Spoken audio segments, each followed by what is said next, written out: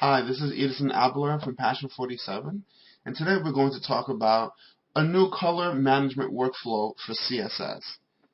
That might sound extremely odd to say color management in CSS because typically you just have values, right?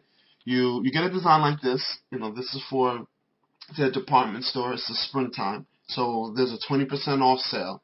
And so the normal workflow is you click on the eyedropper, you come here, you get this value.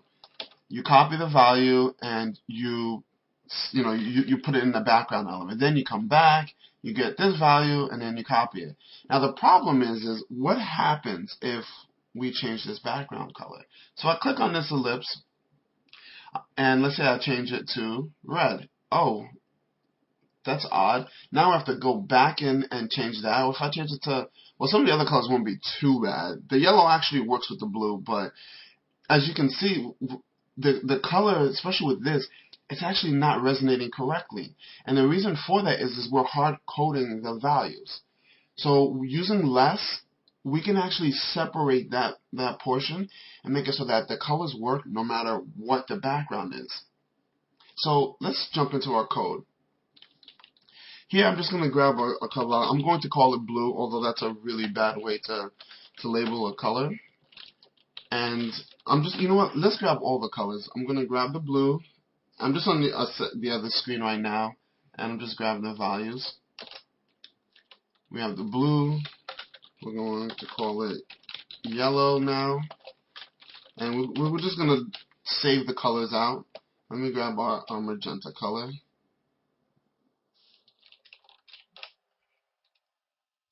And by saving these out with less, we can actually use variables, and that's what I'm doing here. I'm creating variables so that when we set the colors, we can actually set the colors with variables.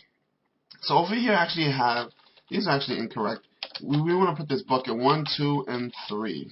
So what we're going to do is we're going to allow the setup I have right here is very unique. All I have up here is just the variables. Then Spring Cell is the first class, and what we're doing here is we're setting all the classes or all the objects in here to inherit all of this data. Because all we're going to be doing is changing really two things. We're going to be changing the background color, and we're going to be changing the text color. So what we want to do is we just want to change those two values, which is right now set to the base color of blue.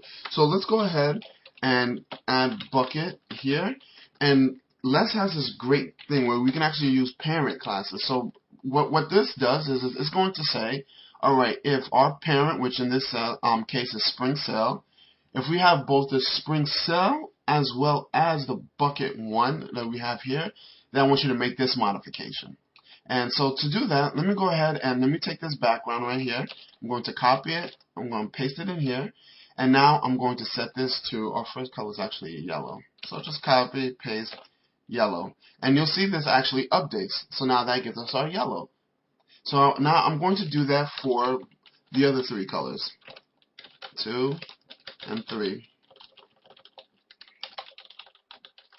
And 3. Now you don't have to name them sequentially the way we have here. You can actually use loops, which is something else that's really cool about using less. You can actually do a lot of programming things within less.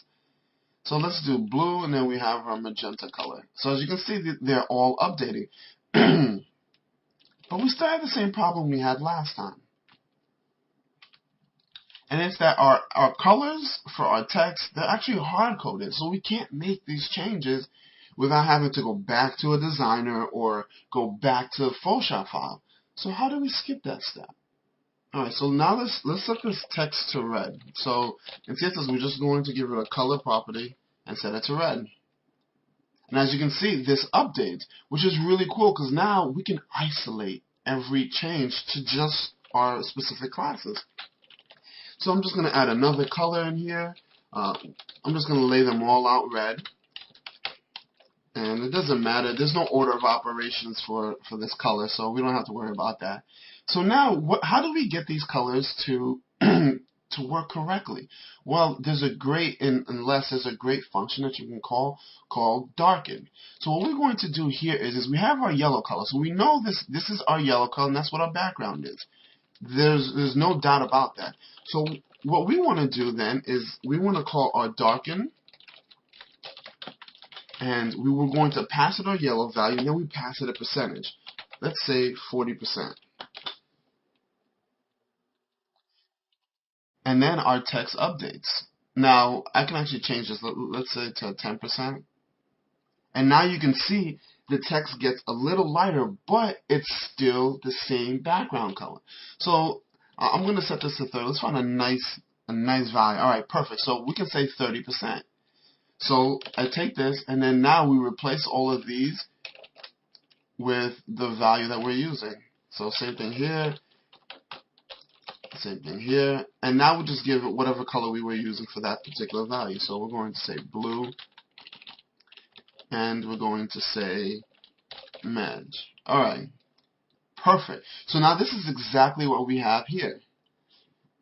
Same exact colors, same exact values, but now with the one difference is now that we don't have to worry about the background, because now our background color is actually driving our foreground color.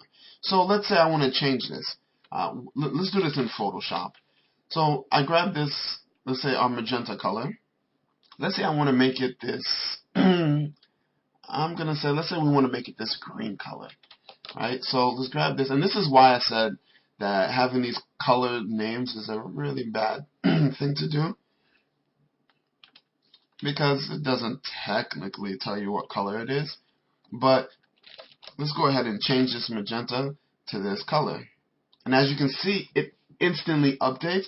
The background color is exactly what we need to do, and the foreground text is the exact color. And we can go ahead and we can keep changing this. It doesn't actually matter what value we hand it.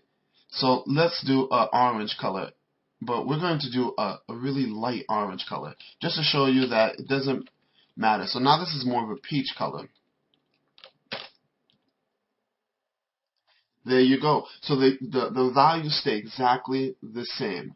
So next time you're working on CSS colors, this might be a good, especially for designers, this is a good way for you to see. You can bring down the saturation of your colors and or multiply in Photoshop, but then for a developer, they can use those same values, and now all you need to do is tell the developer, if you aren't a designer and a developer, is just use this hex for the background, and the foreground will update automatically.